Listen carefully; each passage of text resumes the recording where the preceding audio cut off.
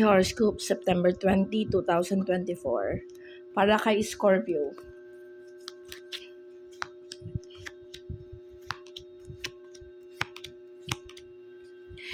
Scorpio, sinasabi dito sa cards na successful daw yung mga bagay na ginagawa mo, although may mga konting sigalot kang hinaharap, no?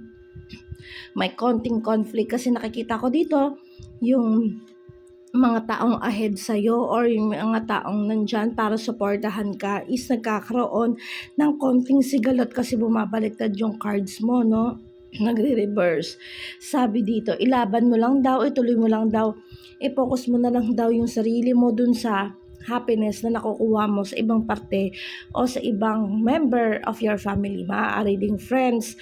Basta yung nag-cheer up sa'yo, doon mo na lang i-focus yung sarili mo, wag dun sa mga taong nagne-negative. Sabi dito sa cards na kahit na yung mga konting sigalot na nangyayari, i-pursue mo lang, ilaban mo lang. Magiging okay din naman yung lahat, basta diretso ka lang kung ano yung mga goal mo kasi magsasucess yun. Para naman kay Capricorn.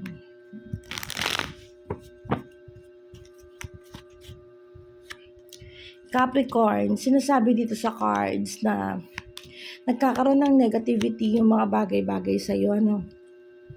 Sabi dito, meron ka mga dapat pang malaman o matuklasan. Sinasabi dito, kung napapansin mo, yung mga taong inaasahan mo na ipaglalaban ka o ipagtatanggol ka or sabihin naman natin na hindi ka bibitawan, nagkakaroon ng conflict. Sinasabi dito sa cards na may kailangan kang tuklasin. Dito sa relationship na bumubuo sa iyo ngayon at happiness, sabi dito, meron kang hindi namamalayan. At you need to find out, no?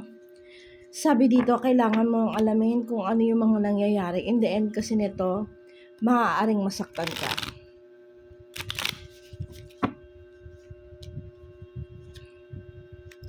Sagittarius. Bakit nako-confuse, naguguluhan, sa dami ng gustong gawin, no? Sabi dito, masyadong magulo, may mga pinagdadaanan, maraming kaguluhan na hinaharap. Sabi dito, may mga nagko-conflict sa'yo regarding sa mga taong gumagawa sa'yo, no? Sa mga taong ine-expect mo rin na mahalin ka or ipakita sa'yo kung ano yung karapat-dapat, no? Nakikita ko dito,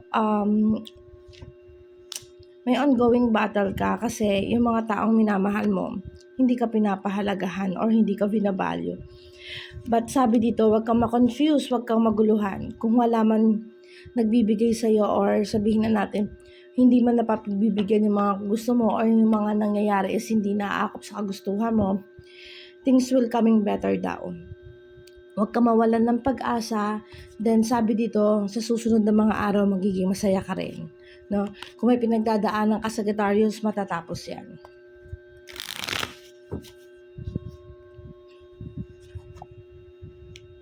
Para naman kay Aries.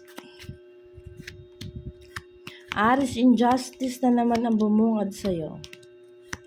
Sabi dito, mahuhusgahan ka na naman. Makikita naman yung katapangan ng isang Aries, no? But then, sinasabi dito, nangunguna ang mga makamundong gawain. So, huwag tayo mag-focus sa mga negativity. Huwag tayo mag-focus ngayon sa mga yung mga alak, bisyo, babae, yung mga ganyan. Yung mga negativity na pagiging makamundo. Sabi dito, medyo iwas-iwasan natin ang paggastos, no? Or kung may ina-expect ka regarding sa money, hindi ito masasakatuparan sa ngayon. Pero nakikita ko dito, magiging magkakaroon naman ng maayos na relationship, no, regarding sa partner mo. Sa family member, magkakaroon ng konting kaguluhan. But then, sinasabi dito sa cards na kailangan natin pag-ingatan yung mga paggastos natin. Nagne-negative ang finances mo, Aries. So, focus lang sa finances kaysa magkaroon ng conflict talaga pagdating sa pera. Ano? Taurus.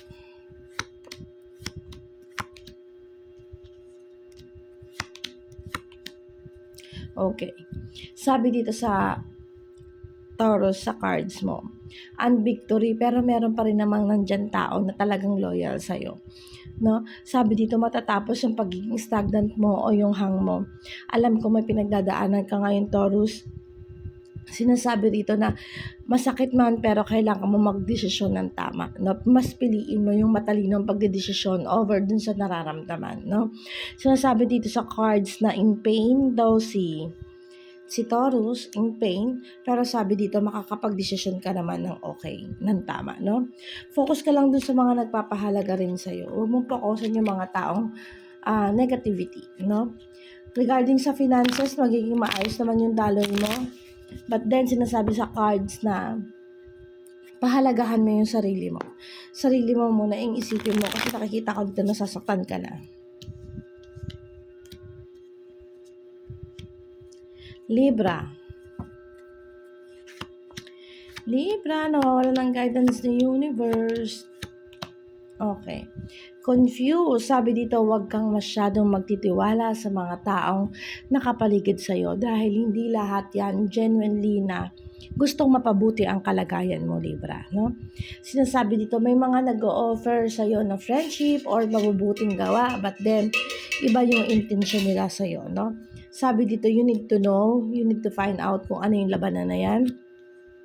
Mga negativity, yung nandiyan kahit na humaharap sila sa'yo ng maganda. Nawawalan ng guidance na universe yung pakikitungo mo dun sa mga taong yan.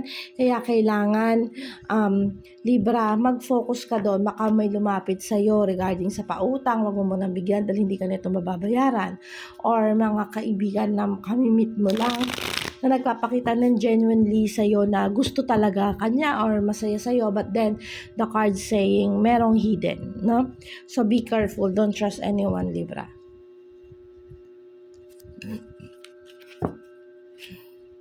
Aquarius, the Fool. Aquarius, sinasabi dito confused. Masyado kang naguguluhan sa mga bagay-bagay. Marami kang gustong gawin, pero hindi mo masimulan. Marami kang gustong asikasuhin, pero hindi mo alam kung paano mo sisimulan tong bagay na to, no? Meron kang gustong simulan. Sa dami ng gusto mong simulan, hindi mo alam kung ano yung ipapriority mo. Hindi mo alam kung ano yung uunahin mo, no? Nakikita ko dito yung nabumubungad yung the pool. Ibig sabihin, nagkakaroon tayo ng maling desisyon sa buhay. No, sinasabi dito na nangunguna dito yung mali, kaya nagkakaroon ng mga problema or sigalot sa buhay. Sabi dito, finances, nagna-negativity. Sabi dito sa cards na may mga labanan ka, alam mo kung ano yung labanan mo pero hindi mo ginagawa ng aksyon. Kaya nagpapatuloy kung ano yung negativity dyan sa'yo, no? So, you need to move, Aquarius, and focus kasi may mga nasa wrong way ka, nasa wrong path ka. Para naman kay Virgo.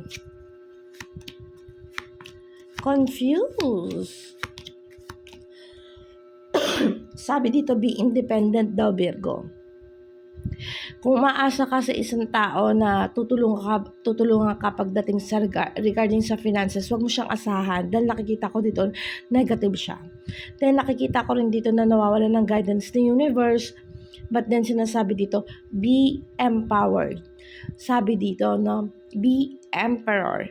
Sabi dito, tumayo ka lang, kaya mo yan, Virgo. Sabi dito sa cards, may kakayahan ka, trust your instinct, be independent, wag mong asahan yung mga taong aasahan mo kasi mabibigo ka lang. Alam ko may kakulangan sa salapi sa panahon na ito o sa araw na ito, but then sabi dito kung mag-move forward ka, mairaraos mo to. Magagawan mo ng paraan kung ano yung mga problema ang paparating sa'yo, Virgo.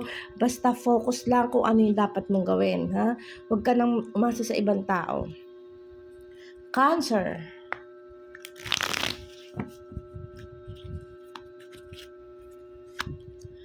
Cancer, sabi dito sa cards, nawawala ng pagkilos o paggawa. Sabi dito, i-grab mo daw yung mga opportunity paparating sa'yo, Cancer, kasi hindi ka daw mabibigo, no? Sabi dito, kung ano yung mga ini-expect mo, kung ano yung mga dumarating sa'yo, i-grab mo yung opportunity na yun, huwag mong sayangin, no? Nakikita ko kasi dito sa unahan ng cards mo is nawawalan ka ng pagkilos o paggawa. Ibig sabihin, namimili ka talaga ng mga bagay-bagay na gagawin mo.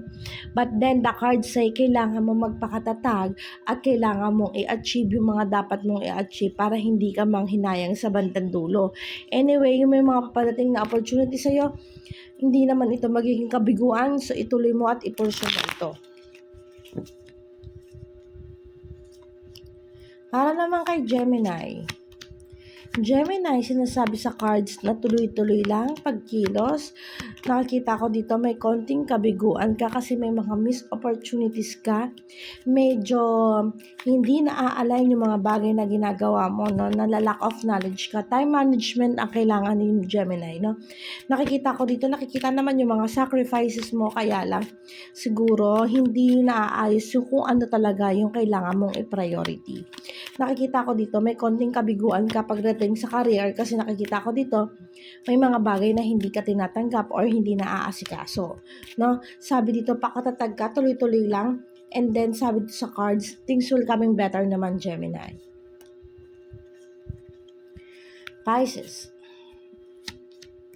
Sabi dito, Pisces, tuloy lang, i-go mo lang kung ano yung mga bagay. Medyo magtipid tayo sa paggastos ngayon, nagne-negative ang ating finances, no? Sabi dito, gumawa ng pamamaraan regarding sa financial kasi nga, nakikita ko dito may mga bagay kang gustong gawin, hindi mo na magawa dahil kakulangan ng pera.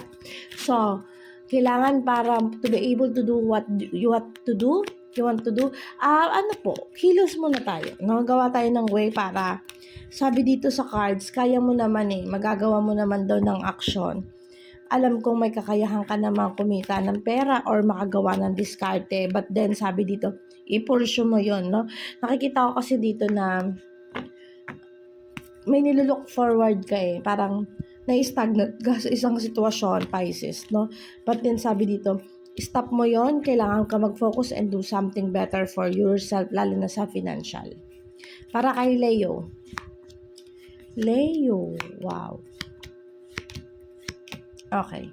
Leo, sinasabi dito sa cards, may mga taong nandyan sa'yo para ibigay yung happiness mo. At meron din naman para sirain o i-destroy kung ano yung success na gusto mo. So, be careful sa mga taong pagkakatiwalaan mo sa araw na ito. Baka makapili ka ng taong hindi genuinely talaga na gusto na maging maayos ka, no? Sabi dito, doon ka sa taong hindi ka bibitrial or yun sa taong pinapakitaan ka talaga ng mabuti, no? Yung naghahangad kung paano ka magiging successful, no? 2 persons kasi bumubungad sa akin dito. Nakikita ko dito, focus ka dun sa mas ahead sa'yo or ahead na tao, no? Kasi itong ahead na to magdudulot sa'yo ng mas maganda o mas magain. No, unlike dun sa mga taong meron mga something sa'yo, no? Inggit or something na gustong i-destroy ka, no? So, nakikita ko dito, mamili ka ng taong pagkakatiwalaan lalo na sa mabibigat na desisyon, Leo, no? At ito lamang po ang aking daily horoscope. Salamat po sa mga sumusubaybay at nakikinig, no? Nanonood ng aking horoscope. Salamat po, follow po. Thank you.